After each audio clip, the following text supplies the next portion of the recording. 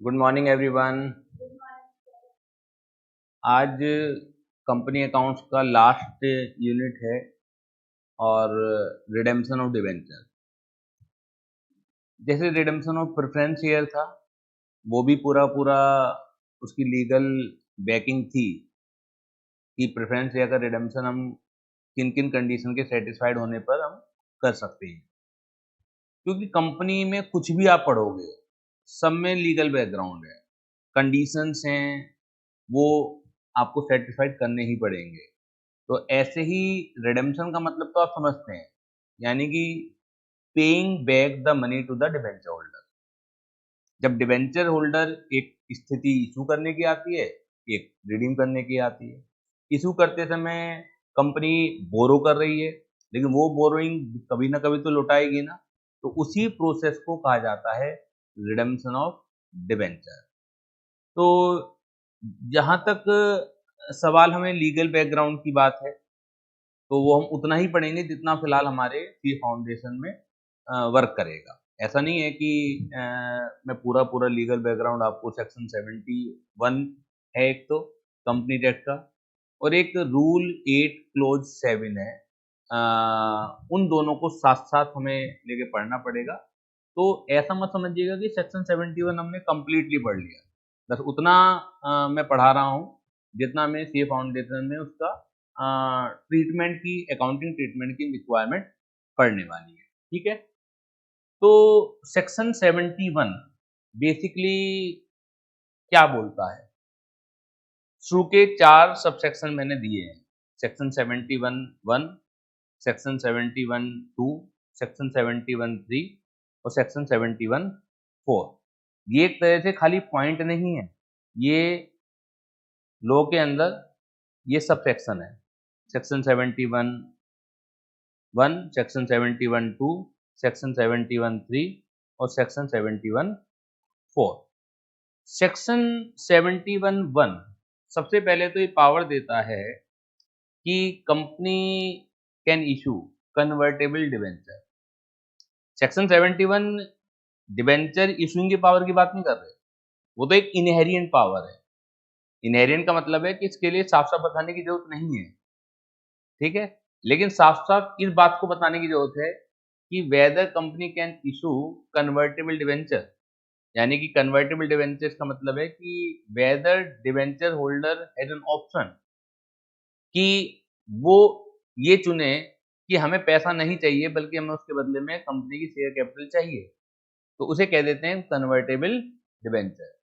उसमें fully convertible भी हो सकते हैं, पार्टली कन्वर्टेबल भी हो सकते हैं, ठीक है ना। या तो 100% होल्डिंग को आप कन्वर्ट करा सकते हो into share capital of that company, या कुछ पोर्शन आप कन्वर्ट करा सकते हो, बाकी पैसा आपको वापस लेना ही पड़ेगा। Is it clear? तो सेक्शन 71(1) ये पावर देता है, ठीक है। A company may issue debenture which are convertible into share wholly or in part at the time of redemption subject to the approval by the SR passed in the general meeting। इसका accounting treatment से कोई लेना देना ज्यादा है नहीं, ये तो थ्योरी में आ सकता है। आपका जो शुरू का क्वेश्चन थ्योरी से पूछा जाता है, तो वहां से 2 नंबर का पूछा जा सकता है। तो convertible debenture can be issued by the company either wholly convertible or partly convertible। This is section 71(1). Section 71 subsection 2 भी एक छोटी सी बात बताता है कि डिबेंचर होल्डर के पास कोई वोटिंग राइट हो नहीं सकता, पॉसिबल ही नहीं है। अगर कंपनी देना भी चाहे तो वो पॉसिबल नहीं है, ठीक है। उसका सिर्फ ये एक रीजन है कि देखिए, अगर हमारे पास फंड को कलेक्ट करने के लिए कई सारे तरीके मौजूद हैं, अगर हम कई कई टाइप के ऑप्शंस दे रहे हैं, तो कहीं ऐसा ना हो जाए कि एक ऑप्शन बहुत सुपीरियर स्थिति में पहुंच जाए। डिबेंचर और शेयर में देखिए, हर कोई आदमी मालिक बनना चाहता है, ठीक है। कंपनी में मालिक बनने की एक कॉस्ट है, और वो कॉस्ट क्या है कि देखिए, आपको ये उम्मीद करना छोड़नी पड़ेगी कि आपको हर साल इंटरेस्ट या डिविडेंड मिलेगा ही मिलेगा। अगर होगा प्रॉफिट तो मिल जाएगा, अदरवाइज लॉस होंगे तो आपको बियर करने पड़ेंगे। इसके अलावा कंपनी के मैनेजमेंट में दखलंदाजी की पावर आपको नहीं मिलेगी। तो अगर डिबेंचर होल्डर को हम इंटरेस्ट भी दे रहे हैं और उन्हें ओनर के समान वो पावर भी दे रहे हैं, तो शेयर कैपिटल तो कोई लेगा ही नहीं। फिर तो सारे के सारे लोग डिबेंचर ही लेंगे कि उन्हें एक सर्टेन इंटरेस्ट भी मिल रहा है और कंट्रोल भी मिल रहा है कंपनी का। तो इस वजह से कोई वोटिंग पावर डिबेंचर होल्डर को नहीं दी जाती, जिससे एक बैलेंसिंग हो पाए।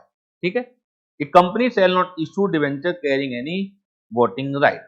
इसकी भी एज सच मुझे इस चैप्टर में रिक्वायरमेंट है नहीं। ठीक है, सबसेक्शन 3 ये कहता है सिक्योर्ड डिबेंचर इशू कर सकते हैं, यानी कि कंपनी बदले में, क्योंकि आप एक बोरोअर की स्थिति में हो, company is in A position of borrower. ठीक है, तो जो मनी लेंडर है उसे बदले में सिक्योरिटी चाहिए होगी, तो कंपनी सिक्योर्ड डिबेंचर भी इशू कर सकती है, बदले में अपनी प्रॉपर्टी को मॉर्गेज रखवा सकती है, प्लेस करवा सकती है, सब्जेक्ट टू कंडीशन। तो उसके बारे में भी हम डिस्कस ज्यादा करने वाले नहीं है, लेकिन यहाँ पर पावर है एक कंपनी में issue secured debenture subject to such terms and condition as may be prescribed under the company share capital and debenture rule 2014। इन सबकी डिटेलिंग आपको जब सी इंटरमीडिएट में आप आ जाओगे बहुत आराम से सब चीजें मिलेंगी, और वो भी लो के सब्जेक्ट में। अकाउंटेंसी सब्जेक्ट में हमें ज्यादा लो नहीं पढ़ना होता है। सबसे इंपॉर्टेंट जो सबसेक्शन है वो है सबसेक्शन 4। ये जो काम आएगा आपका अकाउंटिंग स्टेटमेंट, क्योंकि पूरा का पूरा चैप्टर लो प्लस अकाउंटिंग एंट्री यानी कि जर्नल एंट्री पर ही घूमता है। आपने इशू ऑफ बोनस शेयर देखा, वो भी सब जर्नल एंट्री है। रिडेम्पशन ऑफ प्रेफरेंस शेयर देखा, वो भी जर्नल एंट्री है, ये भी जर्नल एंट्री है। और ये मैं बार बार बताता भी रहता हूं कि देखा जाए अकाउंट्स में जर्नल एंट्री के सिवा कुछ और है भी नहीं। बाकी तो लेजर बनाना या कुछ और ट्रीटमेंट देना, उसका जो ओरिजिन है वो तो जर्नल एंट्री से ही निकलेगा। तो इसलिए मेरा फोकस हमेशा बार बार ये रहता है कि जर्नल एंट्री आप समझें बनाई कैसे जाती है, वो यहाँ पर भी आपको काम करेगा, रटनी कुछ है ही नहीं। सबसेक्शन 4 क्या कहता है कि डीआरआर बनाना पड़ेगा आपको, डिबेंचर रिडम्पशन रिजर्व कह दीजिए या डीआरएफ कह दीजिए, डिबेंचर रिडम्पशन फंड। ये डीआरआर बनता कैसे होगा, रिजर्व फंड कैसे बनते हैं, नॉर्मली आप खुद बताइए। इतना सब कुछ हम पढ़ चुके हैं और मेरा पढ़ाना ही बेकार हो जाएगा कि अगर आप डीआरआर की एंट्री पास नहीं कर पाए। Very good, P and L account debit to DRR. हर कोई रिजर्व, हर कोई फंड का जो ओरिजिन है वो प्रॉफिट एंड लॉस से ही निकल के चलता है। तो जब भी डीआरआर बनाना पड़ेगा आपको, वो बनाना पड़ेगा profit and loss account debit to DRR. तो मेरा एक तरह से आधे से ज्यादा काम तो आपने कर दिया कि आपको जर्नल एंट्री बनानी आती है।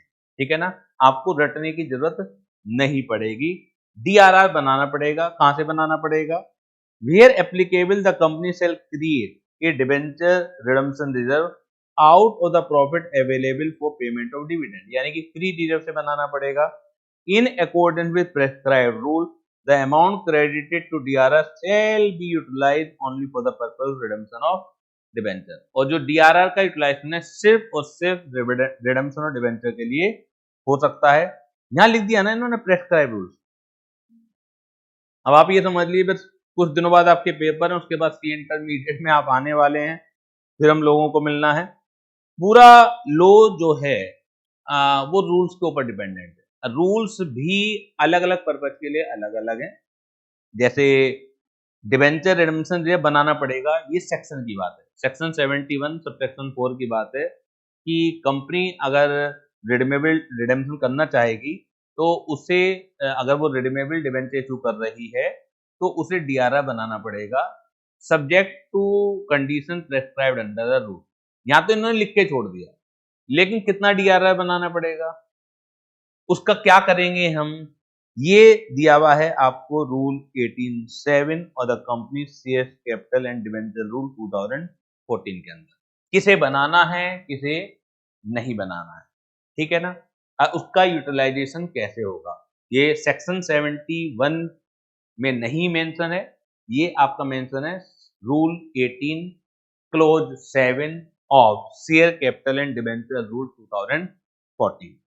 इस पर्पज के लिए कंपनी को कई सारी कैटेगरी में डिवाइड किया गया। और एक चीज समझिए, देखिए आप जो रिजर्व बनाएंगे वो बनाएंगे profit and loss account debit to DRR। कितना बनाना है वो मुझे देखना है, ठीक है ना। उन्होंने कह दी बनाना है, लेकिन कितना बनाना है ये रूल 18 बताएगा। खाली ये एंट्री बना देने से आपके पास रिडेम्पशन के समय पैसा कहां से आएगा? ये तो एक सिर्फ रिटेन्ड अर्निंग को रेस्ट्रिक्ट करने के लिए है कि कल को आप डिविडेंड बांटना चाहें तो आपके पास रिटेन्ड अर्निंग उस अमाउंट से कम हो जाए जितने का DRR बना हुआ है, ठीक है ना। लेकिन खाली इस एंट्री से आपके पास रिडेम्पशन के समय पैसा तो अवेलेबल होगा नहीं। तो दूसरी रिक्वायरमेंट जो रूल 18 में है वो ये भी है कि इस पैसे को इन्वेस्ट करना है। एंट्री बनाना अलग चीज है, ये तो हमने पैसा रोक लिया, यानी कि जब आपके पास प्रॉफिट एंड लॉस में बैलेंस कम हो जाएगा तो कल को अगर कोई आपको काम करना भी है तो आप कर नहीं पाओगे, क्योंकि दो, मैंने बहुत पहले भी तुम्हें सिखाया था कि दो अलग अलग बातें हैं। आपके पास पैसा होना अलग चीज है और आपके पास उस एक्सपेंसिव को चार्ज करने के लिए कि आपके पास फ्री रिजर्व है या नहीं है वो अलग चीज है, ठीक है। मैनी टाइम्स आपके पास रिजर्व होते हैं, पैसा नहीं होता, कई बार आपके पास पैसा होता है, रिजर्व नहीं होते। तो ये तो रिजर्व को एक तरीके से आपने एक सेट असाइड कर लिया कि इतने प्रॉफिट में से इतना DRR बना रहे हैं। कल को आपके पास प्रॉफिट बचेंगे ही नहीं ना। कल को अगर आपके पास पैसा है भी तो आप उसे डिस्ट्रीब्यूट कर नहीं पाओगे by way of dividend, by way of bonus, क्योंकि आपके पास फ्री रिजर्व होंगे नहीं। लेकिन खाली रोकथाम लगा देने से, खाली रोकथाम लगा देने से तो काम नहीं चलता। आप एक्सपेंसिव भी तो नहीं कर सकते, कल को बिल्डिंग खरीदनी है, पैसे से वो तो खरीद ही सकते हो, उसके लिए P&L थोड़ी चाहिए आपको। उस खर्चे को करने के लिए P&L से कोई एंट्री पास थोड़ी होती, building account debit to bank हो जाएगा। तो हम इस सूरत में हम पैसा भी बचाना चाहते हैं, यानी कि कुछ पैसा हमारा इन्वेस्ट है, रिडेम्पशन के समय हमें ज्यादा दिक्कत ना आए इस केस में। जबकि ये वाली सूरत बोनस शेयर में नहीं थी, ये वाली चीजें आपकी रिडेम्पशन और प्रेफरेंस शेयर में नहीं थी आपकी, वहां सिर्फ और सिर्फ आपको ये एंट्री से काम चलता था, वहां पे CRR बनता था आपका, ठीक है ना। लेकिन वहां पे इन्वेस्टमेंट की दिक्कत नहीं थी, यहाँ पर उस पैसे को इन्वेस्ट भी कराना है इन सम सिक्योर सिक्योरिटी, वो सिक्योरिटी के नाम भी रूल में मेंशन है, ऐसा नहीं है कि कहीं पे भी आप जमा करा दोगे, ठीक है। वो नाम तो खैर हमें याद नहीं करने इस पर्पज के लिए। तो अगली मतलब इन्वेस्टमेंट की एंट्री क्या बनेगी आप बताइए? Investment account debit to bank account, यहां पर उसे कह दिया जाता है debenture redemption reserve investment account debit to bank account. समझ आ रही बात? मतलब इस नाम से एंट्री पास कर देते हैं। वैसे तो रियल लाइफ में तो सपोज कीजिए आपने गवर्नमेंट सिक्योरिटी खरीदी तो 10% government security account debit to bank, कुछ और खरीदा आपने तो वो उसका नाम आएगा। लेकिन यहां पर हमें नाम पता ही नहीं होता, बस हमें तो ये पता है कि इन्वेस्टमेंट करना है, तो इसलिए इसी के नाम से एंट्री आ जाती है डिबेंचर रिडेम्पशन फंड इन्वेस्टमेंट या debenture redemption reserve investment account debit to bank. तो दो अलग अलग रिक्वायरमेंट हो गई। पहली बात, DRR बनाना अलग मुद्दा है और इन्वेस्टमेंट करना एक अलग मसला है, ठीक है। अब इस पर्पज के लिए कंपनी को भी कैटेगराइज किया गया है, इस पर्पज के लिए भी कंपनी को कैटेगराइज किया गया है। देखिए जो DRR बनाना पड़ता है ना आपको, वो बनाना पड़ता है, मैं आपको परसेंटेज बता देता हूं, 10% ऑफ आउटस्टैंडिंग डिवेंचर, जितने भी डिवेंचर आपके आउटस्टैंडिंग है उसका 10% आपके पास DRR होना ही चाहिए। At any time you can pass this entry, किसी भी समय आप इस एंट्री को पास कर सकते हैं, ठीक है ना। रिडेम्पशन से पहले आपके पास इतना बैलेंस DRR का होना ही चाहिए, यानी कि जब क्वेश्चन आपके पास पूछा जाएगा तो वो रिडेम्पशन के समय की स्टेजेस देगा आपको। रिडेम्पशन के समय की स्टेजेस जब देगा और आप ये देखो सबसे पहले कि क्या जो डिबेंचर रिडीम हो रहे हैं, जो आउटस्टैंडिंग है, आउटस्टैंडिंग का देखना है वैसे, लेकिन जो क्वेश्चन दिए गए हैं इंस्टीट्यूट में वो मैं बता दूं कि जितने भी डिबेंचर हैं सबको रिडीम करवा रही है वो, ठीक है। लेकिन एक बहुत स्मार्ट क्वेश्चन बन सकता है कि डिबेंचर आपको दें 10 लाख के और रिडीम करवाएं आपको 2 लाख रुपए के, तो बच्चा एज ए रूल, और मेंटर भी मैंने देखा एज ए रूल ये समझा के चलते हैं कि जितने डिबेंचर रिडीम हो रहे हैं उसका 10% आपको डीआरआर बनाना है, जबकि आउटस्टैंडिंग का बनाना रिडम्पशन से पहले, यानी पूरे आउटस्टैंडिंग से 10 लाख, रिडीम आप चाहे कर रहे हो 2 लाख, तो आपको जो डीआरआर बनाना है वो 10% ऑफ 10 लाख का बनाना है। वो एक अलग मुद्दा है कि यहां पर सारे क्वेश्चन में इन लोगों ने क्या कर रखा है, जितने भी डिबेंचर्स हैं सभी को रिडीम करा दिया, तो इसलिए अंतर पता नहीं लग रहा, ये इस रूल का डिफरेंस पता नहीं लग रहा, लेकिन वो फंसा सकते हैं आपको, नए नए क्वेश्चन की तो तलाश में है वो। तो इस बात को समझ में आती है बात आपके 10% ऑफ द आउटस्टैंडिंग डिबेंचर। अब समझिएगा इन्वेस्टमेंट कितना करना है, इन्वेस्टमेंट कितना करना है, वो करना है आपको 15% ऑफ, ये करना है आपको 15% ऑफ। किस चीज का 15% करना है, जितने आपके डिबेंचर हैं due for redemption, due for redemption, इनकी भी डेट होती है, और तो डेट में आपको नहीं फंसाएंगे इसलिए मैं उसमें नहीं घुसना चाह रहा। यानी कि जैसे मेरा एग्जाम्पल है, मैंने बिल्कुल लाइन से हटके एग्जाम्पल बना रहा हूं जो मेटेरियल में भी नहीं है। 10 लाख के आपके आउटस्टैंडिंग डिबेंचर थे, 2 लाख के आप रिडीम करना चाहते हैं, तो इन्वेस्टमेंट कितने का होना चाहिए आपका, 2 लाख का 15%, और डीआरआर कितना होना चाहिए 10 लाख का 10%,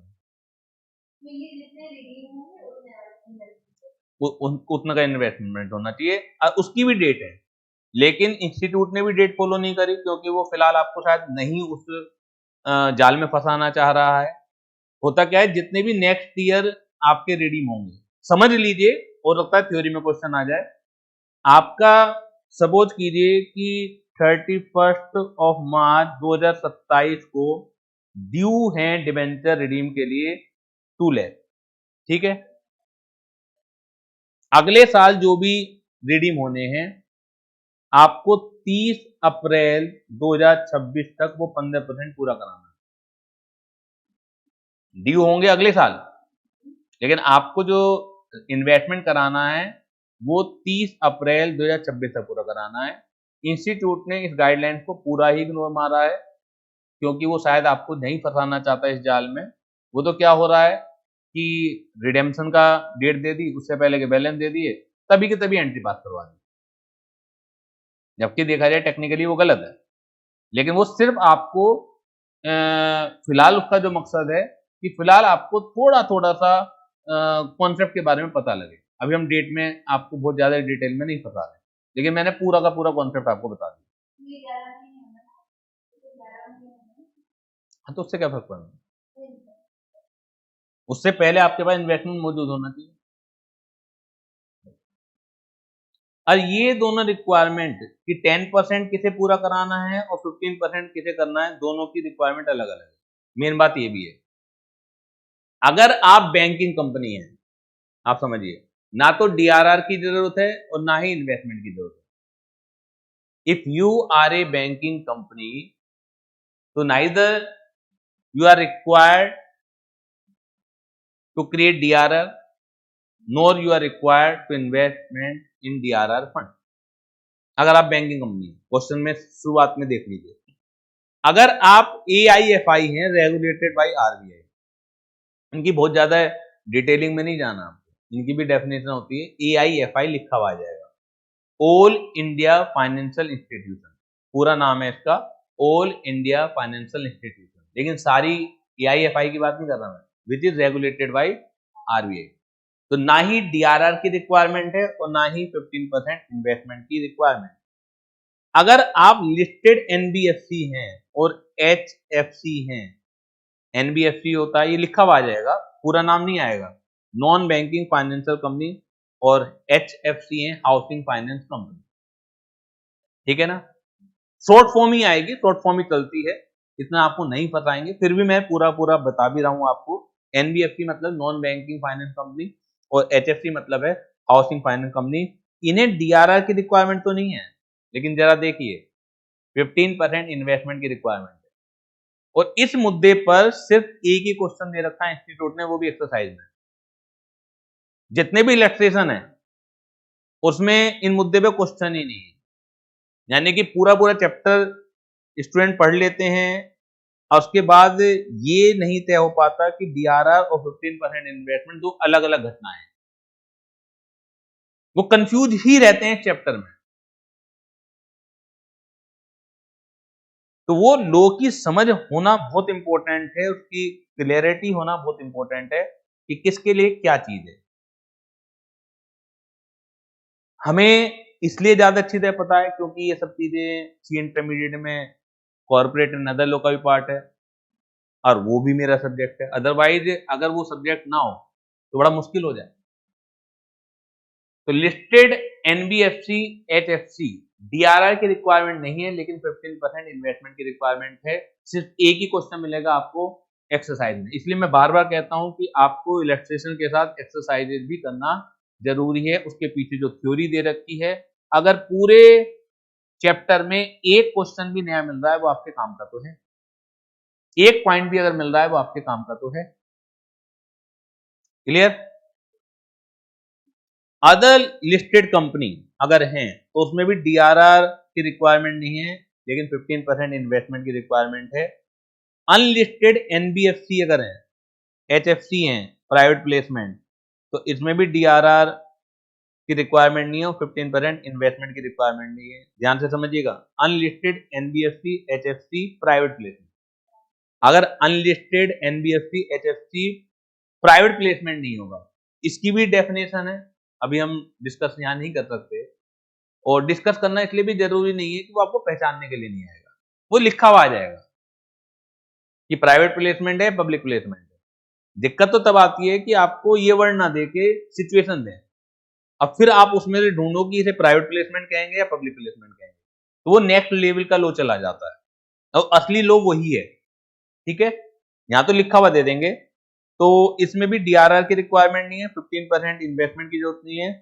अदर अनलिस्टेड कंपनी जो हैं, यानी कि सारी अनलिस्टेड कंपनी की अगर बात करें तो 10% डीआरआर की रिक्वायरमेंट है और 15% इन्वेस्टमेंट की रिक्वायरमेंट है।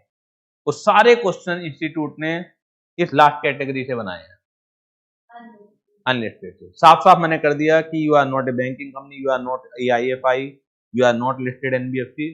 क्वेश्चन के शुरुआत में ही ये कह के चलते, केवल एक ही क्वेश्चन आपको मिलेगा एक्सरसाइज में जो अदर लिस्टेड कंपनी से मिलकर बना हुआ है, और उसी से ये पता लगता है कि डीआरआर, मतलब आपको, मुझे तो पता ही है कि डीआरआर और 15% की रिक्वायरमेंट भी अलग अलग है।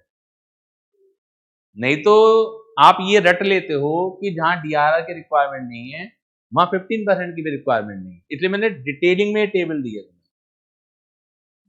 नहीं तो रटाने के लिए तो बस ये कह दिया जाएगा कि डीआरआर 10% और ये 15%, ये पता ही नहीं होता कि कहाँ रिक्वायरमेंट है कहाँ रिक्वायरमेंट नहीं। इसके अलावा जो इंपॉर्टेंट नोट है जहां से क्वेश्चन फ्रेम हो सकता है, नए क्वेश्चन फ्रेम हो सकते हैं जो अभी तक फ्रेम नहीं करे इंस्टीट्यूट ने, वो ये है कि अगर पार्टली कन्वर्टेबल डिवेंचर है, यानी कि 100 रुपए का डिवेंचर है या आपके पास 1000 डिवेंचर है, 20% आपको कन्वर्जन का ऑप्शन था, तो 80% नॉन कन्वर्टेबल है आपके पास। तो ये जो डीआरआर बनाना है या इन्वेस्टमेंट करना है, ये पूरे डिवेंचर का करना है या नॉन कन्वर्टेबल डिवेंचर का करना है? नॉन कन्वर्टेबल का। तो for partly convertible debenture DRR is created only in respect of non convertible portion, the amount credited to DRR can be utilised only for redemption of debenture. जो convertible है उसके तो वो इक्विटी शेयर ले ही लेंगे, उसके लिए तो हमें पैसे की व्यवस्था करने की जरूरत ही नहीं है। ठीक है ना, ये सोचा है उन्होंने। Although this is only option, हो सकता है वो कन्वर्ट ना कराएं, तो तब तो आपको पैसे की जरूरत पड़ेगी, लेकिन रिलैक्सेशन दे दिया। और ये कंडीशन जो पहले आज डीआरआर की 10% है, ये कुछ साल पहले 25% रहा करती थी। ये मैं क्यों अपने लेक्चर में एक बार आपको बताना जरूर समझ रहा हूं कि हो सकता है इंस्टीट्यूट की साइड देखें आप, इंस्टीट्यूट के पुराने सजेस्टेड आंसर देखने लगे हैं आप। अब वहां 25% है, तो अब ये मान लीजिएगा कि वो पुराना आंसर दे रखा है। कई बार ऐसा हो जाता है और टीचर से भी हो जाता है कई बार वो चीजें। ऑल्दो इस बात को सेटल हुए हुए कई साल हो गए हैं, ऐसा नहीं है कि एक आध साल पुरानी बात है, कोरोना से पहले सेटल हो चुकी है चीज, 6-7 साल हो चुकी है। लेकिन फिर भी मैंने बता दिया कि मैंने देखा, ये पाया कि कहीं कहीं मटेरियल में, या कई बार हम लोग गूगल सर्च करते हैं, गूगल में कोई आ गई हमारे सामने, लेकिन तुम्हें ये कहाँ पता है कि जिसने भी ये पब्लिश करी है वो कौन से दिन पब्लिश करी है। गूगल में तो तुम 50 साल पुराना कोई डेटा है वो भी आ जाएगा। बताइए मैं गलत कह रहा हूं तो? गूगल वही तो देता है जो हम डालते हैं। मैं कुछ भी डाल दूंगा तो गूगल वो आपको दे देगा, मैंने हटाया है नहीं वो अपनी साइट से,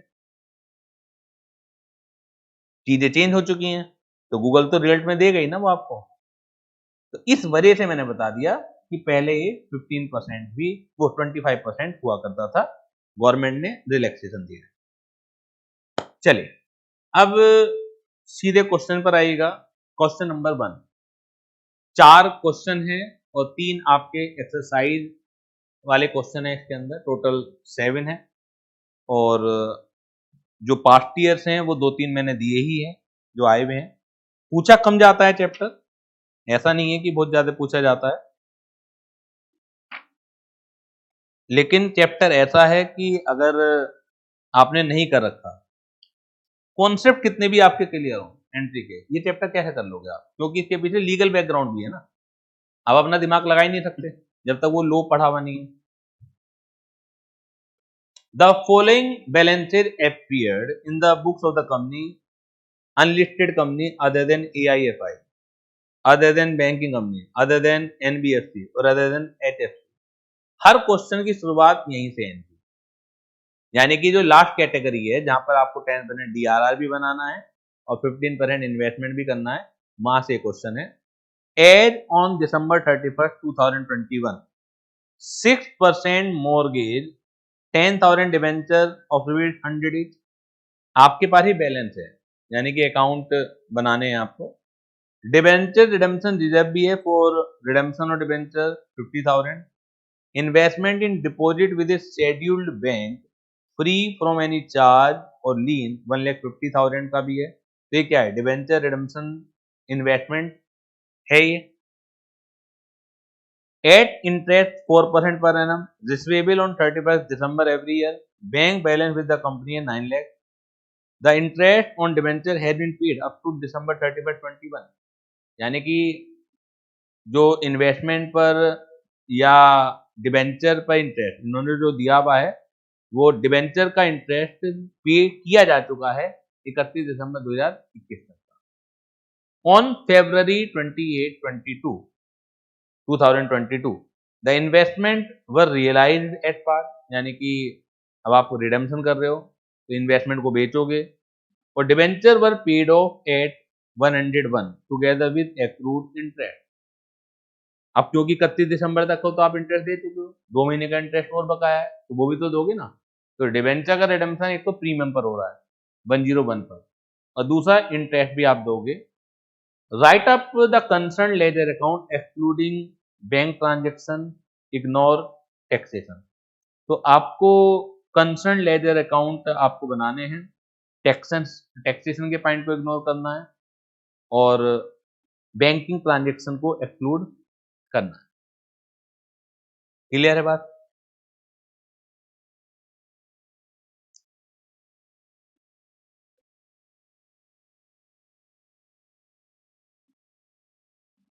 पहले सबसे पहले बैलेंस आप लिख लीजिएगा।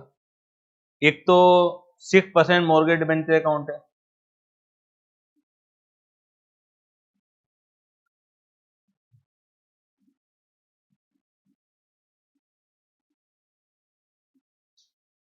डिबेंचर का बैलेंस कैसा होता है,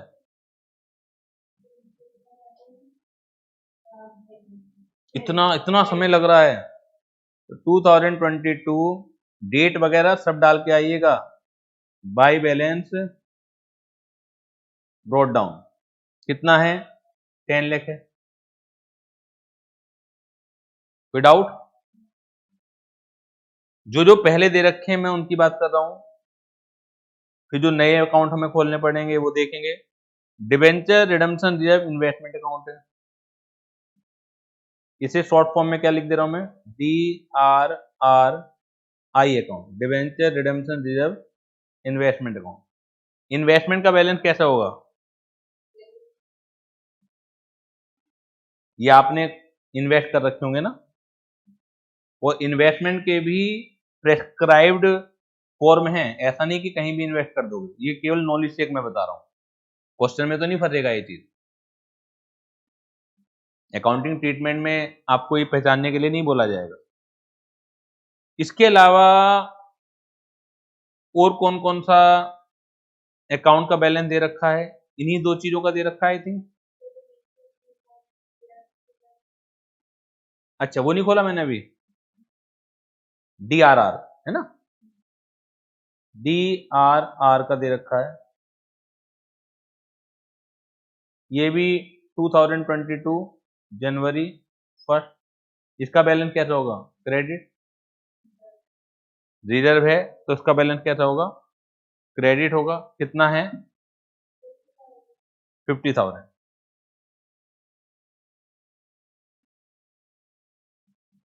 कितना है? 50,000। कुछ और है क्या? मतलब जो बैलेंस दे रखे हैं वो ये हैं, ठीक है ना। अब तो हमें करना है। अब सबसे पहले जब भी इस चैप्टर से क्वेश्चन आए तो सिर्फ ये चेक करना है कि DRR प्रॉपर मौजूद है या नहीं है, डिबेंचर रिडम्पशन इन्वेस्टमेंट प्रॉपर मौजूद है या नहीं है।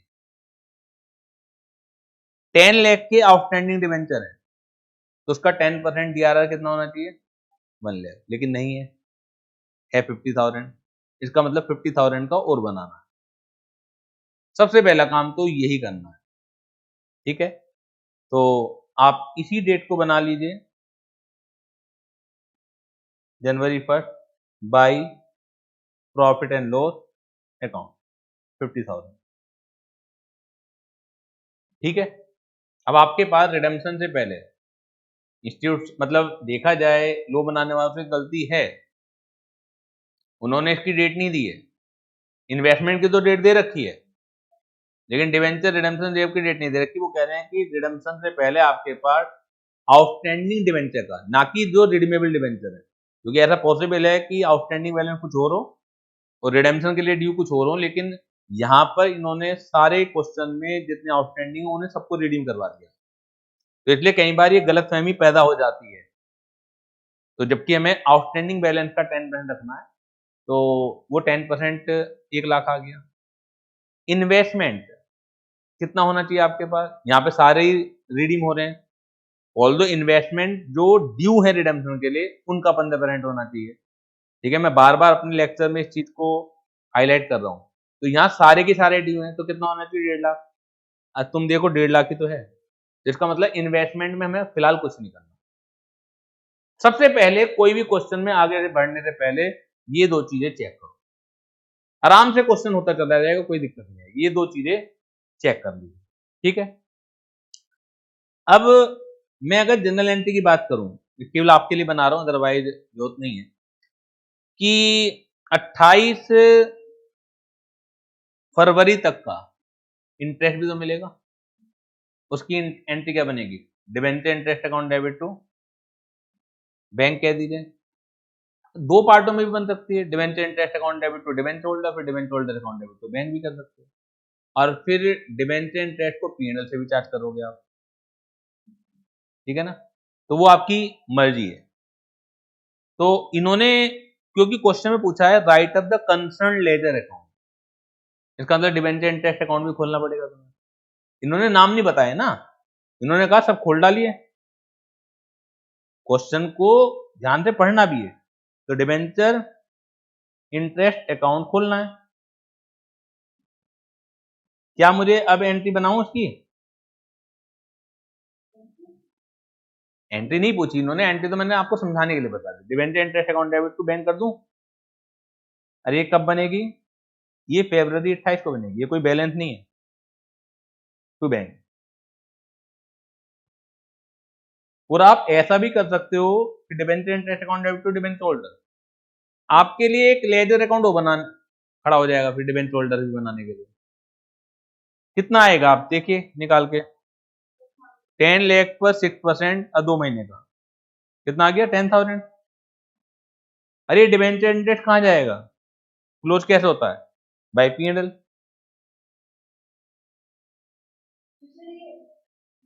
बोलिए।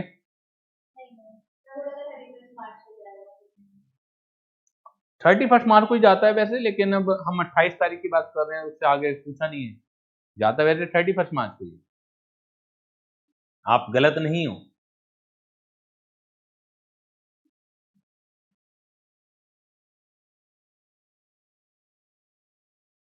ठीक है, अब मुझे बताइए कि डिबेंचर होल्डर्स को 101 के रेट से रिडीम किया जा रहा है, तो एंट्री क्या बनेगी इसकी, debenture account debit, premium on redemption और debenture account debit to debenture holder, और फिर debenture holder account debit to bank.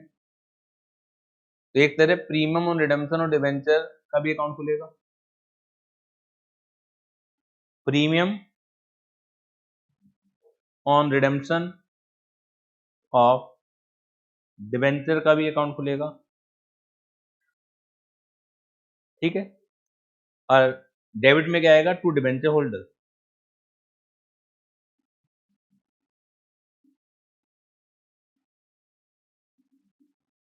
February 28, 2022। Premium कितना आएगा, आई थिंक 1 रुपीज का है 10,000 डिवेंचर पर, तो 10,000 आ जाएगा। और फिर जो प्रीमियम और रिडेम्पशन है वो कहां से चार्ज होगा, प्रॉफिट एंड लॉस से है, सिक्योरिटी प्रीमियम से है, लेकिन क्योंकि सिक्योरिटी प्रीमियम दे नहीं रखा है इसमें, तो आप P&L से तो आराम से सेफली चार्ज कर ही सकते हैं। एंट्री एक बार बनानी आ जाए ना, माइंड ट्रेंड हो जाए, बहुत इजी हो जाती है चीजें, नहीं तो स्टूडेंट इसी में घूमते रहते हैं बस।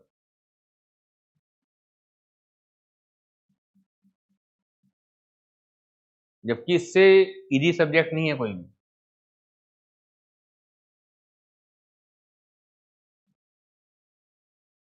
क्लियर है बेटा।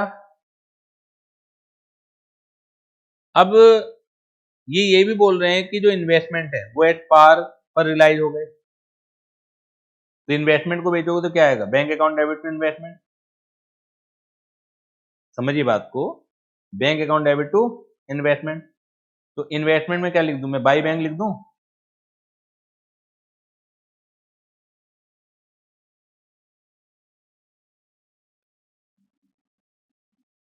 इसमें कोई प्रॉफिट या लॉस तो है नहीं, ये अकाउंट बंद हो गया, ये अकाउंट बंद हो गया। 6% मॉर्गेज डिबेंचर को कैसे बंद करूं, अभी मैंने प्रीमियम की एंट्री बनाई थी, तो पूरी एंट्री क्या बनी थी वो, 6% debenture account debit, premium on redemption to debenture holder. तो यहां पर ये कैसे बंद होगी, टू डिबेंचर होल्डर।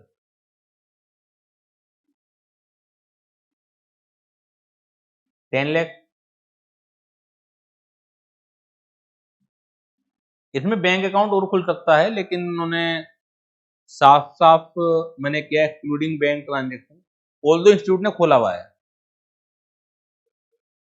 हाँ, ऑल दो इंस्टीट्यूट ने खोला हुआ है, उसका कोई विशेष महत्व है नहीं, क्योंकि उसका बैलेंस ही निकलेगा, या तो उससे कोई इंफॉर्मेशन आनी हो हमारे पास, तो हमें फिर वर्किंग नोट में खोलना ही पड़ेगा, मैंने भी किया हो फिर वो वर्किंग नोट का पार्ट हो जाएगा अगर हमें कोई इन्फॉर्मेशन चाहिए, लेकिन उससे कोई इन्फॉर्मेशन आने की नहीं, वो तो बैलेंस आएगा।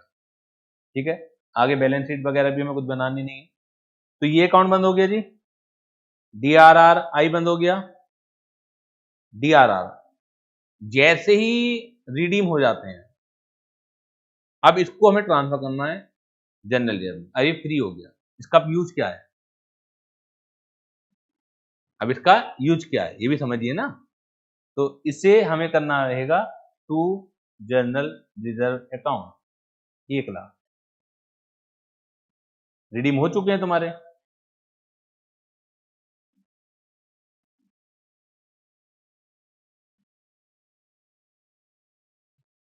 डिवेंचर इंटरेस्ट क्लोज हो चुका, प्रीमियम रिडम्पशन डिवेंचर क्लोज हो चुका।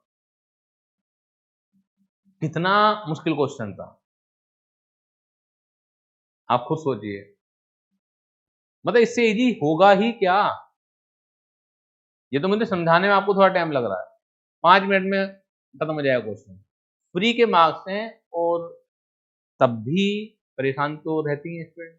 मैं तो ये तो नहीं कहूंगा कि नहीं परेशान रहते,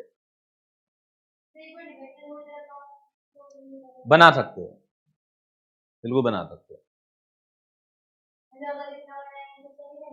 हाँ, मेन अकाउंट यही होते हैं ना, डिवेंचर होल्डर तो हमारी टेम्परेरी अकाउंट है, उसे तो हम डायरेक्टली भी कर सकते थे, debenture interest account debit to bank.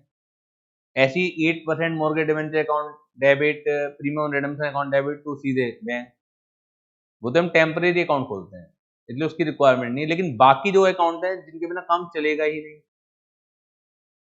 तो कॉन्सेप्ट ये है, ठीक है।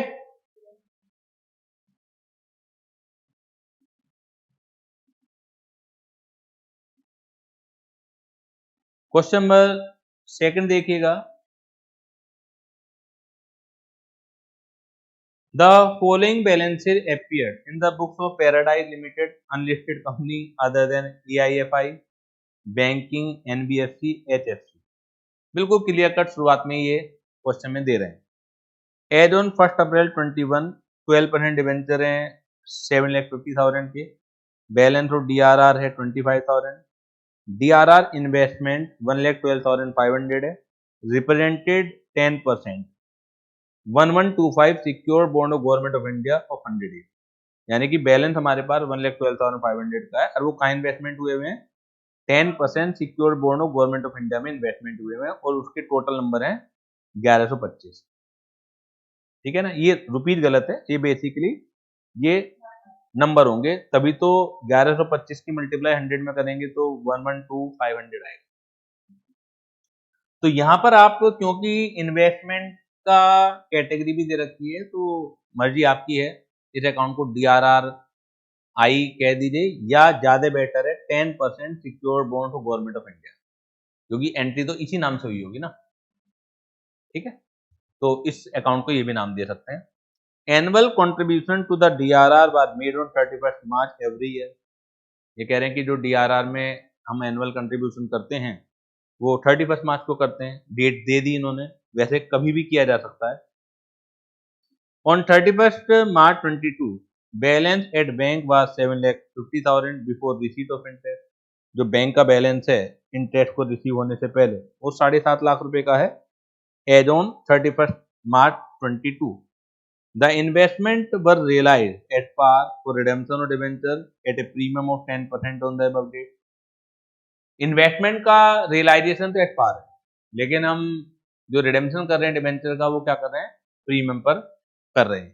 ठीक है, अब हमें क्या क्या बनाना है, डिबेंचर अकाउंट बनाना है, DRR अकाउंट बनाना है, DRR इन्वेस्टमेंट अकाउंट बनाना है। तो अब इसी नाम से करना है DRR इन्वेस्टमेंट, क्योंकि नाम दे दिया इन्होंने। बैंक अकाउंट बनाना है और डिबेंचर होल्डर अकाउंट बनाना है, इन्होंने नाम ही दे दिए। जरा एक तरह से पिछले क्वेश्चन में भी हमने सब चीज बनाया ही है, लेकिन अब इन्होंने नाम दे दिए, बनाना है इसमें बैंक अकाउंट बनाना है। क्वेश्चन नंबर 2 देखिएगा, सबसे पहले तो जो बैलेंस है वो कॉपी कर लीजिए आप। 12% डिबेंचर अकाउंट,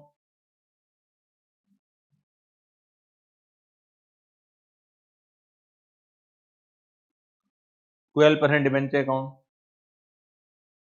डेट है हमारी 1 अप्रैल 21। ये देखिएगा कि जो बैलेंस दिए हुए हैं वो कौन सी डेट पर दिए हुए हैं, वो 1 अप्रैल 21 को दिए हुए हैं, डेट में गलती मत कर दीजिएगा। बाई बैलेंस ब्रॉट डाउन 7,50,000,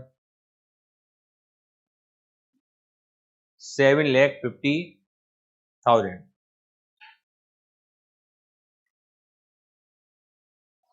कोई डाउट हो बताइए।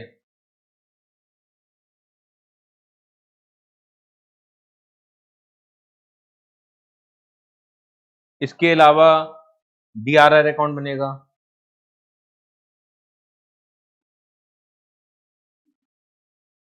इसका बैलेंस भी दिया हुआ है आपको 25,000 का।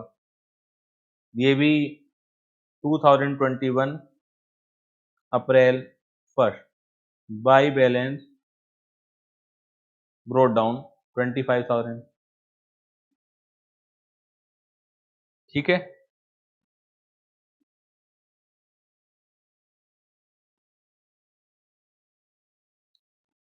इसके अलावा DRR इन्वेस्टमेंट अकाउंट दे रखा है।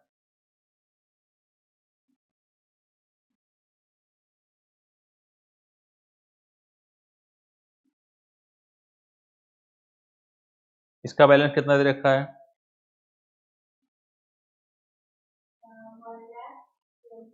2 बैलेंस ब्रोट डाउन 1,12,500। बैंक का भी बैलेंस दे रखा है क्या?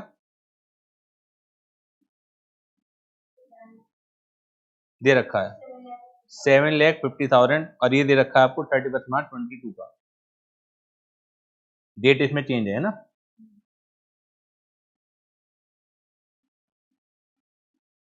ट्वेंटी टू और मार्च 31।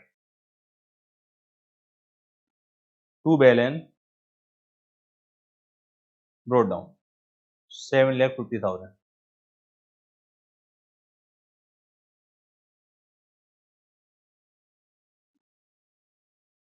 Any doubt? एक डिबेंचर होल्डर्स का भी बनाना है, वो तो नई एंट्री से बनेगा।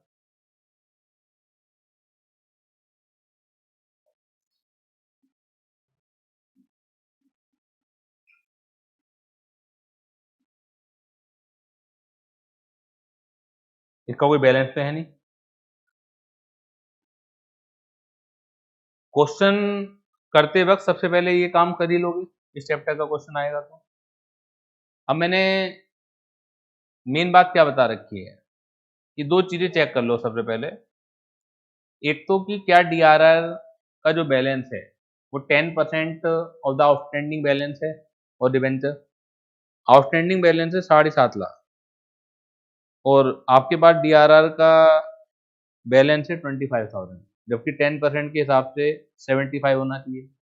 तो आपको 50,000 और क्रिएट करना है, 50,000 और क्रिएट करना है। रिडीम कब कर रहे हैं? कोई डेट दी क्या उन्होंने?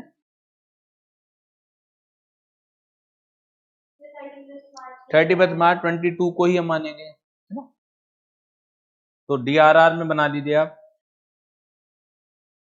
इसी डेट को कर लीजिएगा, अप्रैल 1 को ही, क्योंकि कभी भी किया जा सकता है, इसके लिए लॉ में भी कोई रिक्वायरमेंट नहीं है। तो by profit and loss account, वैसे क्वेश्चन में लिखा हुआ है कि नॉर्मली DRR जो बनाते हैं वो 31 मार्च को बनाते हैं। ये थोड़ा सा बड़ी अजीब सी बात हो जाएगी, 31 मार्च 2022 को मैं करूं, करने को वो भी कर सकता हूँ, गलत वो भी नहीं है, ठीक है ना। और उसी दिन फिर जनरल ईयर में भी ट्रांसफर हो जाएगा। पहले P&L से लूंगा क्योंकि अल्टीमेटली रिडीम हो रहे हैं डिबेंचर, तो ये जो पूरे 75,000 है वो फिर अगले ही दिन या उसी दिन आपके जनरल ईयर में भी जाएंगे। तो अब DRR का तो कॉन्सेप्ट समझ में आ गया आपको।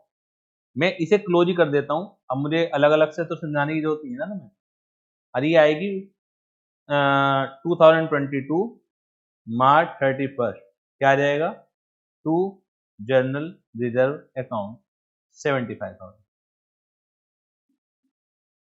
अच्छा मुझे बताइए 7.5 लाख के आपको रिडीम करने हैं, इसका 15% कितना आता है? 1,12,500। तो एग्जैक्टली 1,12,500 का ही आपके पास बैलेंस है, ठीक है ना। तो इसमें तो कोई ऐसी दिक्कत ही नहीं है कि हमें उससे कुछ इन्वेस्ट करने हैं, नहीं तो ये भी इन्वेस्ट करने पड़ते। अब तो ये रिडीम हो रहे हैं, अब तो ये क्या हो रहे हैं? रिडीम हो रहे हैं। रिडीम किस रेट पर हो रहे हैं? ये तो एट पार पर हो रहे हैं, रिडीम तो एट पार पर हो रहे हैं। तो मैं क्या बोल दूं इसे? 22 मार्च 31 बाई बैंक अकाउंट 1,12,000 500, 1,12,500। जो जो अकाउंट क्लोज होते चले जाएं, कम से कम वो टेंशन तो खत्म हो। बैंक में और मैं कर देता हूं टू DRRI अकाउंट, क्योंकि इसमें तो पूछा ही है ना आपसे, जो भी एंट्री हुआ करे साथ के साथ क्रॉस पोस्टिंग कर दिया करो। दो वजह हैं इसकी, एक तो आपसे छूटेगी नहीं वो चीज, और दूसरा थोड़ा सा फास्ट भी होता है काम। ठीक है, DRRI हमारा आ चुका है, DRR हमारा खत्म हो चुका है, 12% डिबेंचर बचा हुआ है। अभी इसमें आप ये देखिएगा, ये कह रहे हैं कि 7,50,000 बिफोर रिसीट ऑफ इंटरेस्ट हमारा बैलेंस था। इन्वेस्टमेंट का रेट भी दे रखा है इन्होंने 10%। तो आपको जो इंटरेस्ट मिला होगा इन्वेस्टमेंट पर, वो 31 मार्च का भी तो ड्यू है, तो वो भी तो मिलेगा। तो इसकी एंट्री करना होगी। अब इंटरेस्ट मिल रहा है, bank account debit to interest on DRRI account, मतलब वही नाम रख देते हैं ना। तो bank account debit to DRRI interest account, interest on. तो बेसिकली वो अकाउंट तो मैं खोलना नहीं है, इंटरेस्ट ऑन DRRI, लेकिन बैंक अकाउंट तो खुला हुआ है।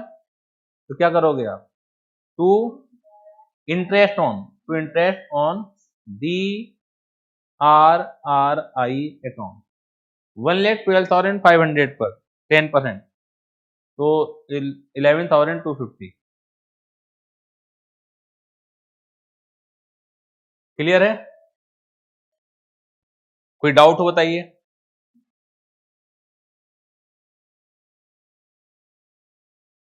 अब तो सिर्फ आपको करना क्या है, मैच्योरिटी रिडेम्पशन करना है। उसकी एंट्री क्या बन जाएगी, debenture account debit, premium on redemption और debenture account debit to debenture holder. तो डिबेंचर होल्डर पे कर लीजिए पहले 2022 मार्च 35, नहीं बाई में आएगा ना पहले, तो बाई 12% डिबेंचर 7,50,000। इसी डेट को by premium on redemption of debenture account, वो कितना आ जाएगा, 75,000 आ जाएगा। और फिर अगली एंट्री क्या बनती है इसकी, debenture holder account debit to bank, कितना बन जाएगा, 8,25,000। ये हमारा अकाउंट हो गया क्लोज। अब बैंक में चला जाएगा bye debenture holder,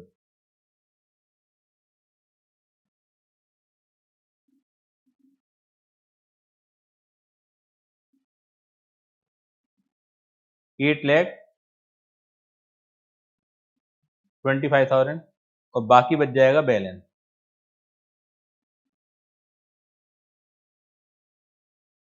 7,50,000 plus 1,12,500 plus minus 48,750 का, ये बैलेंस बच गया।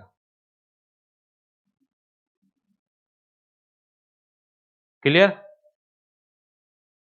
डिबेंचर का अकाउंट बंद नहीं हुआ आपका, तो इसे क्या कर लो, 2022 मार्च 31, ये कहाँ चला जाएगा, to debenture holder.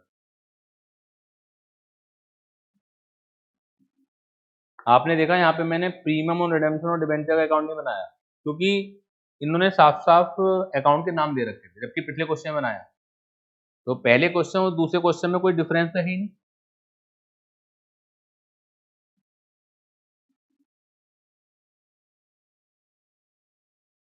Clear?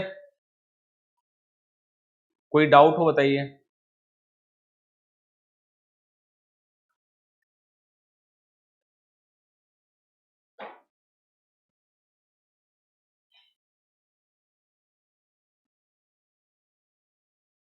Question number 3 देखिएगा, ये तो बहुत ही जनरल सा क्वेश्चन है, इसमें तो एंट्री भी नहीं पूछी।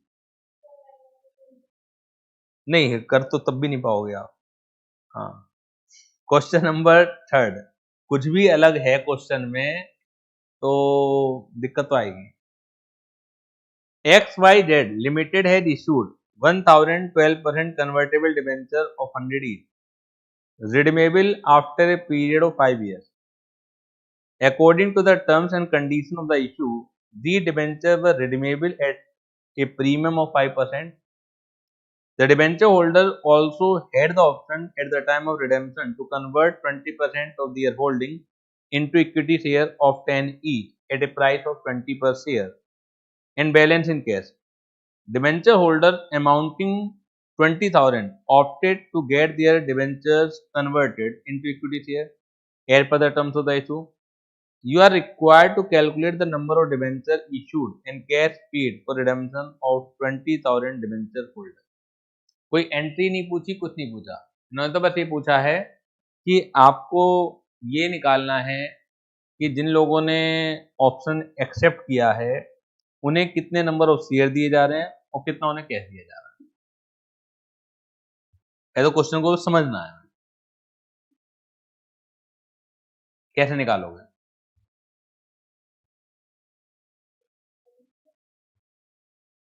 तुम्हें तो बताना है।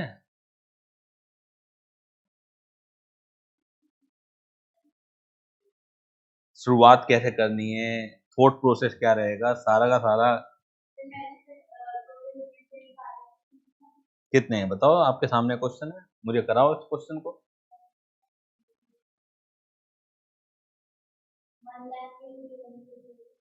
1 लाख के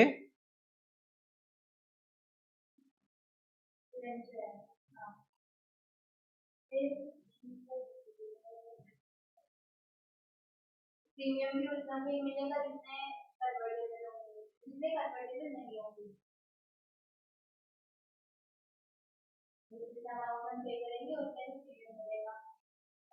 क्यों ऐसा कैसे? जो कन्वर्ट हो फिर मिलेगा, उन्हें बस पैसे ही तो नहीं दिया रहा है, उसके बराबर की शेयर दिए जा रहे हैं। ये कहां से तुम लोगों ने सोच लिया कि प्रीमियम रिडेम्पशन के समय सिर्फ उन पर दिया जाता है जिन्हें कैश है? कौन सी संसद से लो पास हुआ, बताओ मुझे आप। कुछ चीजें तो तुम लोग अपने आप बना लेते हो, अभी इतनी जल्दीबाजी मत करो, पहुंचोगे वहां पर लो बनाना। तुम तो पहले से सोच रहे हो कि हम लो मेकर हैं।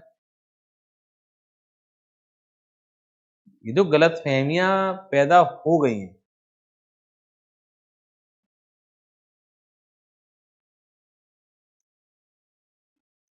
सबसे पहले number of debenture holder opted for conversion कितने हैं? Number of debenture holder opted for conversion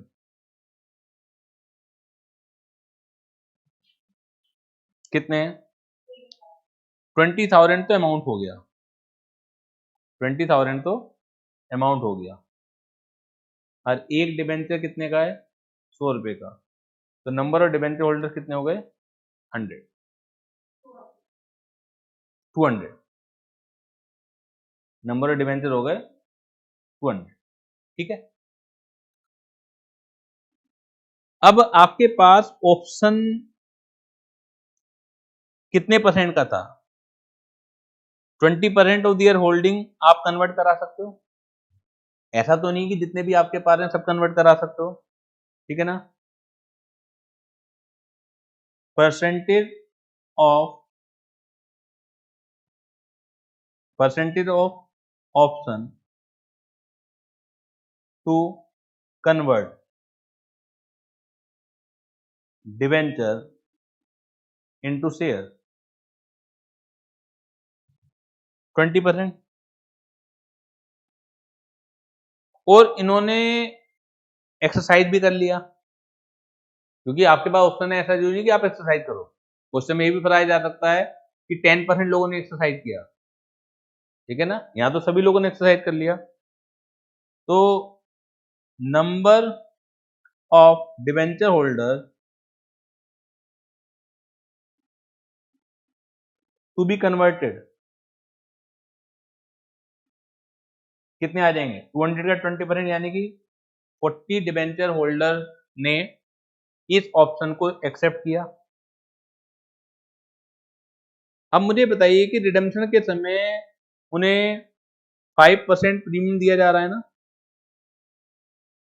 लिखा हुआ है ना, तो एक तरह से रिडेम्पशन वैल्यू कितनी हो जाएगी, रिडेम्पशन वैल्यू ऑफ 40 डिबेंचर, हमें सब कुछ ये 40 डिबेंचर के लिए करना है, 40 इंटू 105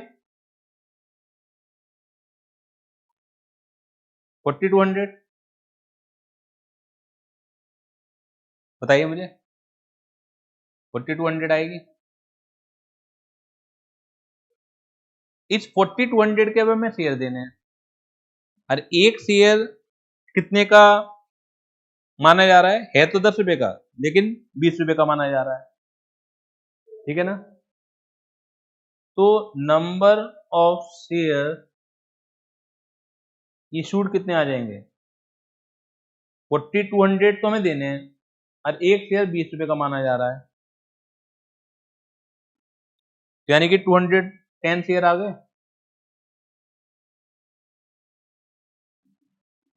210 शेयर आ गए।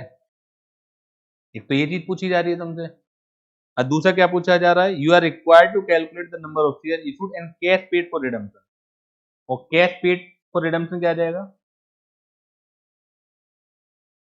Cash paid at the time of redemption. आपके पास 200 डिबेंचर होल्डर थे, 20,000 के 200 डिबेंचर होल्डर थे ना, उन्होंने 40%, मतलब 40 डिबेंचर होल्डर ने तो कन्वर्जन का ऑप्शन चुन लिया, तो बचे कितने आपके पास 160, 160 को आपको किस रेट से देना है,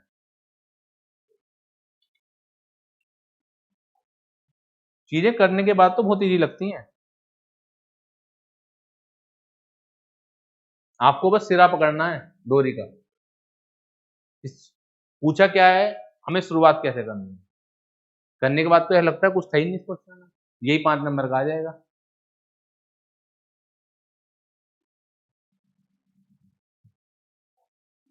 क्लियर?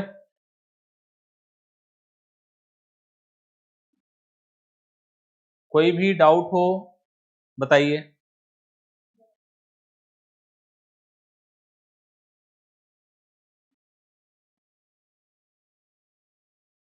क्वेश्चन अगर आना चाहिए तो 4th क्वेश्चन आना चाहिए मेरे ख्याल से,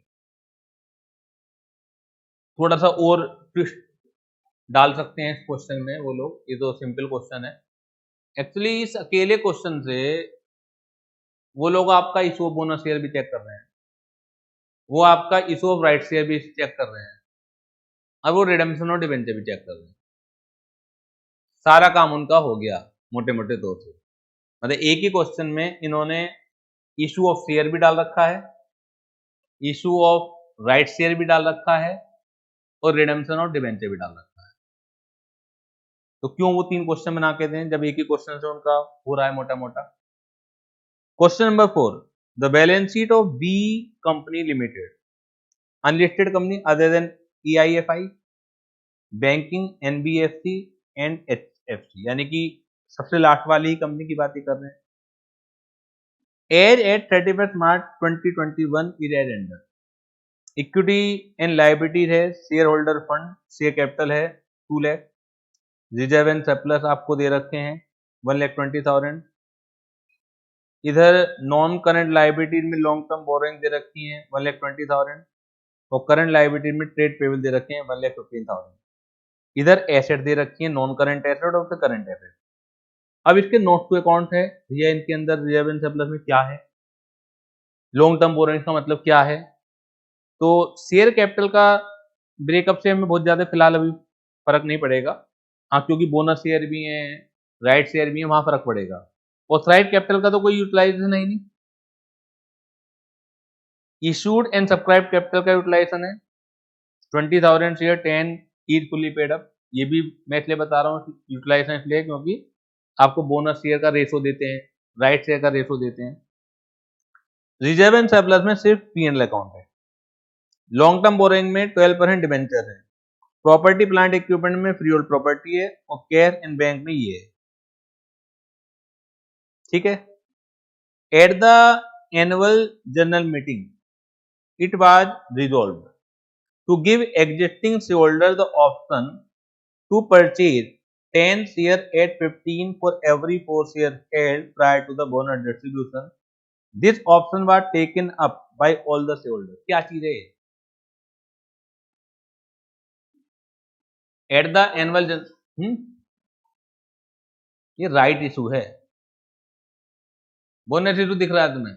10 रुपए का शेयर 15 रुपए पे दे रहे हैं।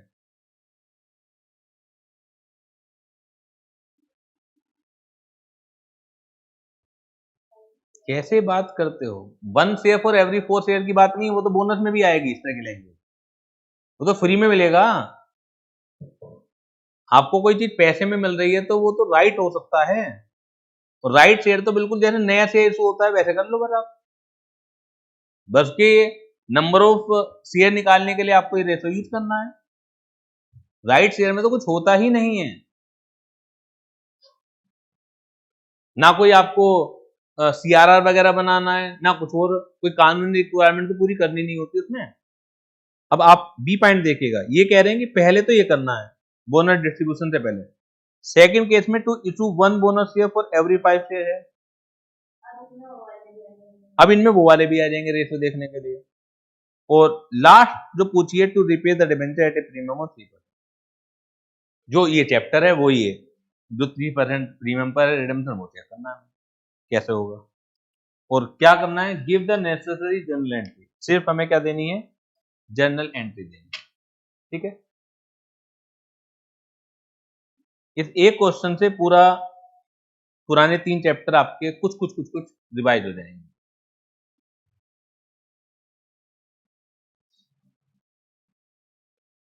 आप सबसे पहले तो ये निकालिए कि राइट शेयर कितने मिलेंगे, किस अमाउंट के मिलेंगे, वो तो आराम से निकल ही जाएगा।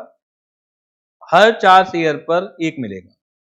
आपके पास शेयर कैपिटल है कितने की? इशूड एंड सब्सक्राइब की अगर बात करें तो 20,000 शेयर हैं 10 रुपए वाले, तो हर 4 पर 1 का मतलब है 5,000 शेयर नए इशू होंगे। इसका मतलब ये तो आएगा, तो 5,000 शेयर 15 रुपए के हिसाब से इशू होंगे जी। कितना पैसा आएगा?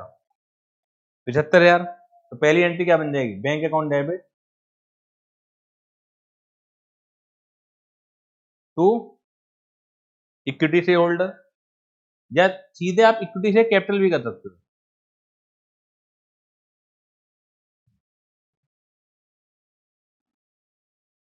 $75,000 अगर आप इक्विटी शेयर होल्डर करते हो तो अगली एंट्री आपको करनी पड़ेगी equity share holder account debit to equity share capital. क्या पूरी इक्विटी शेयर कैपिटल है?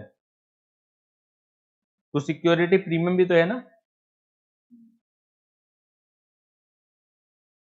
75 में से कैपिटल कितनी है?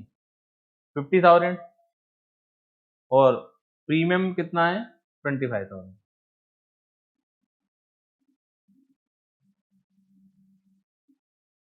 क्लियर है? कोई भी परेशानी हो तो बताओ इसमें। इसके अलावा राइट शेयर में हमें कुछ और करना पड़ता है क्या? कुछ भी नहीं करना। इसी एंट्री को आप कैसे भी बना लो वो आपका मुद्दा है, लेकिन कोई हमें technical condition, transfer to certain fund, provision, कुछ भी रिक्वायरमेंट राइट शेयर में तो करनी नहीं पड़ती, जैसे नए शेयर इशू होते हैं, बस वही तो है। अब सीधे आप आ जाइए बोनस इशू पर। अब हर 5 में 1 शेयर दिया जा रहा है। अब आपके पास राइट शेयर के बाद नंबर ऑफ शेयर कितने हो गए? 20 तो पहले थे, अब कितने हो गए आपके पास? 25,000 शेयर हो गए। ठीक है ना। तो 25 में हर 5 में 1 दिया जा रहा है तो 5,000 ही दिए जाएंगे यहाँ पे। तो टोटल अमाउंट कितनी आ जाएगी? 50,000 आ जाएगी। 50,000 ही तो आ जाएगी। तो बोनस शेयर देने से पहले आपको पहले CRR बनाना पड़ेगा। कहां से बना सकते हो? P&L से भी बना सकते हो, सिक्योरिटी प्रीमियम से भी बना सकते हो।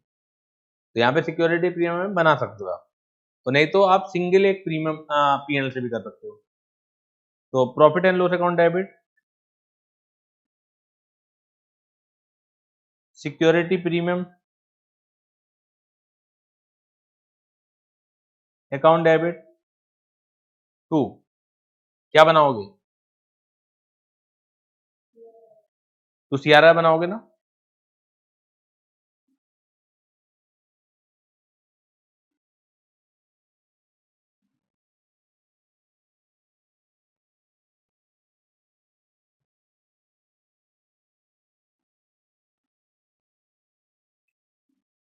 बनाना पड़ता है इसमें CRR, तो फिर क्यों कह रहे हो? इसमें तो बनाने नहीं पड़ता, रिडेम्पशन और प्रेफरेंस में बनाना पड़ता है वो तो। बल्कि इसमें CRR का यूटिलाइजेशन क्या होता है, CRR जो बना हुआ है उसे यूटिलाइज कर सकते हो फुल्ली पेड बोनस शेयर देने में। यहाँ CRR का बस उतना यूज है, इसके लिए आपको बनाने की जरूरत नहीं पड़ती है। ठीक है, तो क्या लिखोगे? To bonus to share holder, कितना? 25,000 यहां से चार्ज कर लीजिए, 25 यहां से चार्ज कर लीजिए और 50,000 यहाँ पर। Bonus to share holder account debit to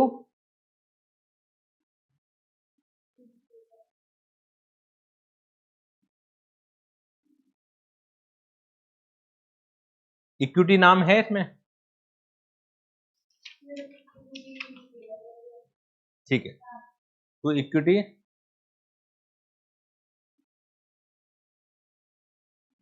capital account. छोटी छोटी बातों का ध्यान रखना है पेपर में। बोनस की इसके अलावा कोई और एंट्री होती है क्या? खत्म ये भी?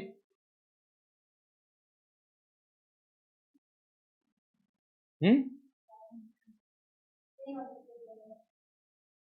क्या करोगे इसके अलावा? इस समय ये मत कहो याद नहीं आ रही, चीजें सब इधी हैं लेकिन बहुत ज्यादा हैं, तो लो तो रिवाइज करना ही पड़ेगा तुम्हें, नहीं तो क्या होगा, कलेक्ट कर जाओगे वहां पे पेपर में।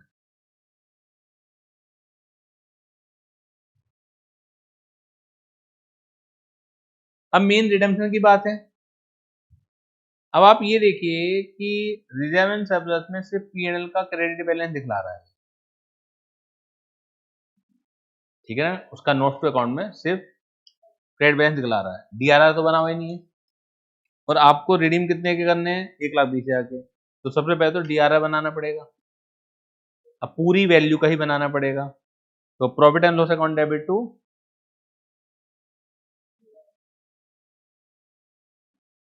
DRR 12,000 का आ जाएगा,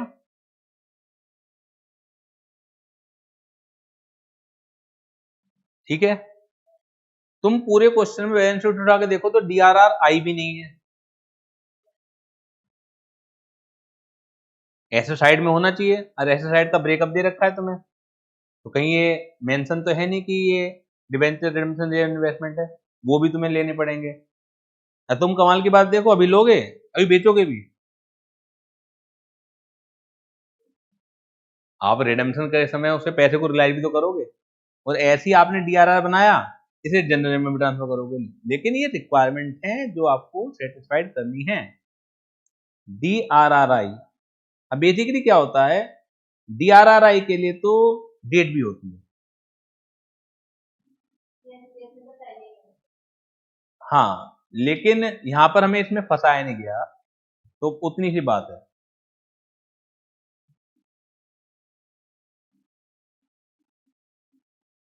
बताइए इसमें कोई दिक्कत हो तो।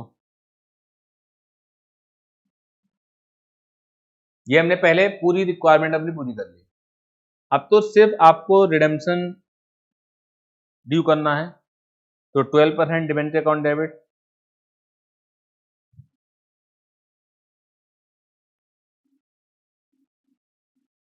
कितने के हैं वो? 1,20,000 के। प्रीमियम भी है ना, premium on redemption of debenture account debit, कितना प्रीमियम है?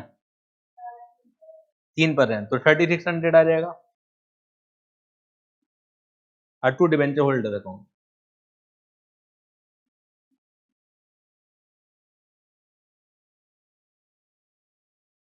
$1,23,600। कम समय हो ना आपके पास तो सीधे टू बैंक भी कर सकते हो आप,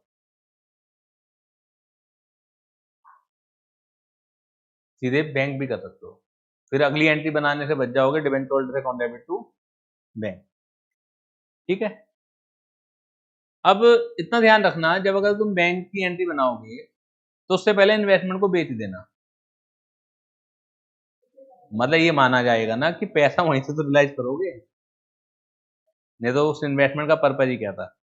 तो अब आपको वो इन्वेस्टमेंट बेचने हैं, तो bank account debit to bank account debit to DRRI account. अभी तो आपने खरीदे थे और अभी आपने बेच दिए, इसके बीच में मैंने एक एंट्री फंसा दी, थोड़ा सा अजीब सी ना लगे, नहीं तो इस यहाँ खरीदे, अगली एंट्री भी मैं कर सकता था, ये थोड़ा सा आंखों को अच्छा सा नहीं लगता, तो इसलिए बीच में एक दो एंट्री फंसा दी मैंने, वो कोई पर्पज थोड़ी है। अब और कौन कौन सी एंट्री होंगी? Debenture holder account debit to bank कर दो,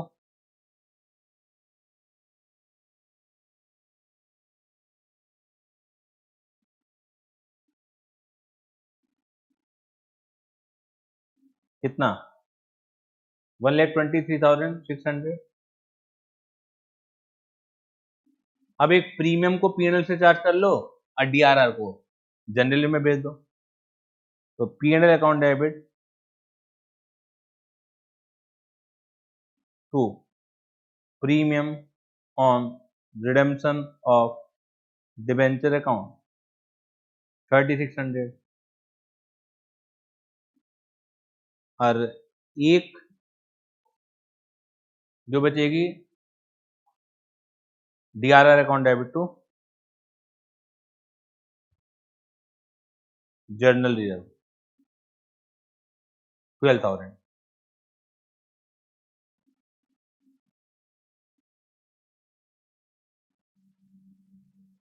कोई डाउट हो बताइए।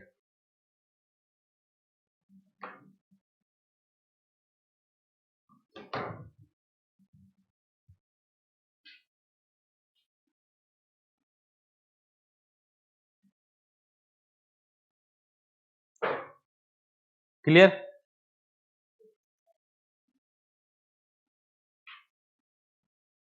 अब इसी चैप्टर में आपको 3 क्वेश्चन एक्सरसाइज के हैं, थोड़ा थोड़ा सा उन्होंने चेंज कर रखा है, तो मैं डिस्कस सारे कर देता हूँ यहाँ पर, नहीं तो जनरली मैंने हर चैप्टर में देखा जो इलस्ट्रेशन दे दिया उन्होंने, एक्सरसाइज बिल्कुल सेम ही रहती है, किसी एक आध क्वेश्चन में अलग बात है, यहाँ पे इन्होंने अच्छा चेंज कर रखा है।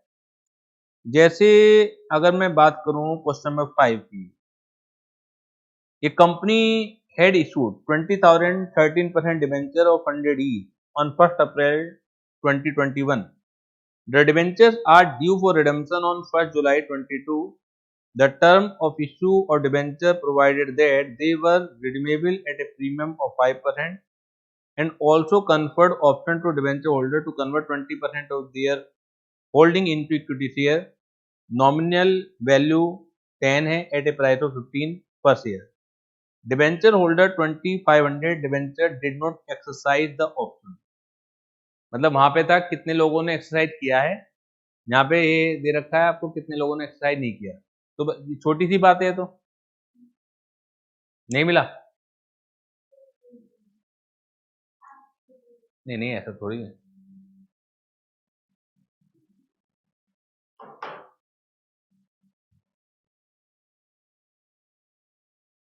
जब तक क्वेश्चन सामने नहीं होगा तो कैसे होगा। स्क्रीन पर देखिए, मैं दोबारा से रिपीट कर रहा हूँ।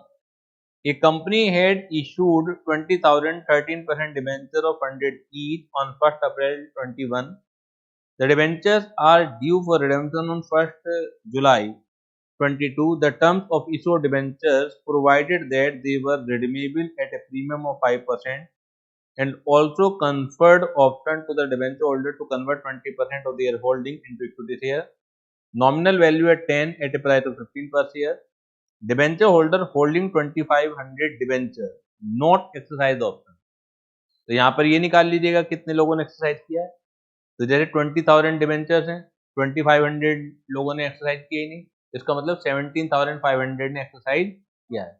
और 17,500 ने भी जो एक्सरसाइज किया है उसका सारा होल्डिंग कन्वर्ट थोड़ी जाएगी, उसकी भी 20% होगी। तो वही वाला क्वेश्चन हो जाएगा जो फिर इलेक्ट्रिशियन में, इसमें तो इतना चेंज था। कर लोगे। क्वेश्चन नंबर 6 देखिएगा, लिब्रा लिमिटेड इलिस्टेड कंपनी। अभी तक जितने भी क्वेश्चन आए हैं अनलिस्टेड के आए, यानी कि लास्ट वाले पोर्शन में से आए हैं, जिसमें आपको डीआरआर भी बनाना होता था और इन्वेस्टमेंट भी करना होता था। लिस्टेड कंपनी में डीआरआर की रिक्वायरमेंट नहीं है, लेकिन 15% इन्वेस्टमेंट की रिक्वायरमेंट है।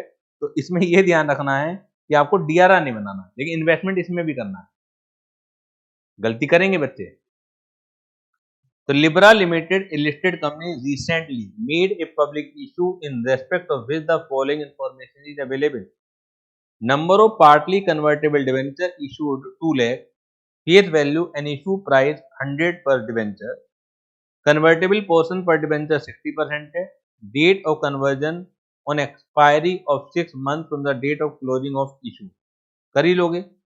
Date of closure of subscription list है 1 मई 21, डेट ऑफ अलॉटमेंट है 1 जून 21। थोड़ा सा और घुमा फिरा के दे दिया इन्होंने कि सब्सक्रिप्शन लिस्ट जो क्लोज हो रही है 1 मई 21 को हो रही है। इसका मतलब ये होता है कि जो पैसा आ चुका होगा ना तुम्हारे पास, वो 1 मई 21 को आ चुका होगा, जो सबसे पहले एंट्री इशू की बनती है। तो वो बनेगी bank account debit to debenture application. अभी तक जितने भी क्वेश्चन है उसमें इशू की तो एंट्री पूछी नहीं है तुमसे, ठीक है। तो यहाँ बनेगी bank account debit to debenture application account. फिर जब debenture application account debit to debenture capital करोगे, वो अलॉटमेंट वाले दिन करोगे। जब हम कैपिटल में ट्रांसफर कर रहे होते हैं तो वो बेसिकली अलॉटमेंट का ही प्रोसेस होता है। Rate of interest on debenture 15% payable from the date of allotment. तो इंटरेस्ट जो मिलेगा आपको 15% मिलेगा अलॉटमेंट की डेट से। Value of equity share for the purpose of conversion है 60 और फेस वैल्यू है 10। Number of debenture applied for 2 lakh. Interest payable on debenture half yearly on 30th September and 31st March. Write relevant journal entry for all transactions arising out of above during the year ended 31st March 22, including cash and bank entry. सिर्फ journal entry पूछी है, पूरे साल की पूछी है आपसे, ठीक है। सॉल्यूशन इसका भी दिया हुआ है, जो मेन इशू था वो मैंने तुम्हें बता दिया। यहाँ पर पब्लिक कंपनी है, तो लिस्टेड कंपनी है, तो डीआरआर की रिक्वायरमेंट नहीं है, लेकिन डीआरआई की रिक्वायरमेंट है। और ये भी बता रखा है मैंने तुम्हें, क्योंकि कन्वर्टेबल डिवेंचर है तो आपको जो नॉन कन्वर्टेबल डिवेंचर है उसका चेक करना है। अगला क्वेश्चन जो भी जस्ट हमने अभी किया है, जिसमें सभी चीज पूछी है, भाई इसमें थोड़ा चेंज क्या कर दिया इन्होंने, अगर आप देखोगे तो शेयर होल्डर फंड दे रखे हैं, इशूड कैपिटल दे रखी है, इसमें रिजर्व एंड सरप्लस और डीआरआर भी दे रखा है, वहां पे बिल्कुल भी नहीं दे रखा था। यहाँ पे नॉन करंट लायबिलिटी में लॉन्ग टर्म बोरोइंग्स हैं, एक 12% डिवेंचर ही 81। इधर ट्रेड पेबल है। नॉन करंट इन्वेस्टमेंट में प्रॉपर्टी प्लांट इक्विपमेंट दे रखा है, non current investment DRR investment साफ साफ दे रखा है। तो ये चेक कर लीजिएगा कि ये क्या 15% के इक्वल है नहीं है, डीआरआर 10% के इक्वल है नहीं है, वहां बिल्कुल भी नहीं दे रखा था, यहाँ कुछ दे रखा है। तो बाकी सब चीजें वैसे ही होंगी। बाकी वही है, राइट इशू भी दे रखा है, बोनस इशू भी दे रखा है, और डिबेंचर का रिडेम्पशन करना है 3% प्रीमियम पर। क्लियर? तो this is end of your chapter. अच्छे तरीके से हम लोगों ने कर लिया, पूरे कॉन्सेप्ट को समझते हुए बस रिवीजन ये आपकी ड्यूटी है। जो गलतियां होंगी वो यही होंगी कि आपको वहां रिकॉलिंग नहीं हो पाएगी चीजों की। अभी भी मैं देख रहा हूँ, अभी हमने कुछ समय पहले ही राइट शेयर करे हैं, बोनस शेयर करे हैं, छोटी सी चीज भूल गए, मैंने जानबूझ के वो सीआरआर की बात रखी, तो आप सोच में पड़ गए एकदम। बिल्कुल कॉन्फिडेंट जवाब नहीं था कि सीआरआर नहीं बनता। सीआरआर का तो यूटिलाइजेशन होता है बोनस में, सीआरआर जो बनता है वो रिडेम्पशन और प्रेफरेंस शेयर में बनता है। तो राइट शेयर में ना तो यूटिलाइजेशन की जरूरत है ना बनाने की जरूरत है, मतलब नॉर्मल है। सिक्योरिटी प्रीमियम का utilization fully paid bonus share के लिए हो सकता है, पार्टली पेड बोनस कॉल के लिए नहीं हो सकता। ये सारी चीजें मैंने वहां बता रखी है। तो जब उस चैप्टर से आएगा तो वो डिटेलिंग भी आ सकती है, बोनस कॉल भी हो सकती है, फुल्ली पेड बोनस शेयर भी हो सकते हैं। तो बोनस कॉल के लिए अलग रूल है, वो सिर्फ आप P&L अकाउंट से या जनरल रिजर्व से कर सकते हो। लेकिन जो फुल्ली पेड बोनस शेयर है वो P&L account, general reserve, security premium, CRR इनसे भी कर सकते हो। Clear? Thank you very much.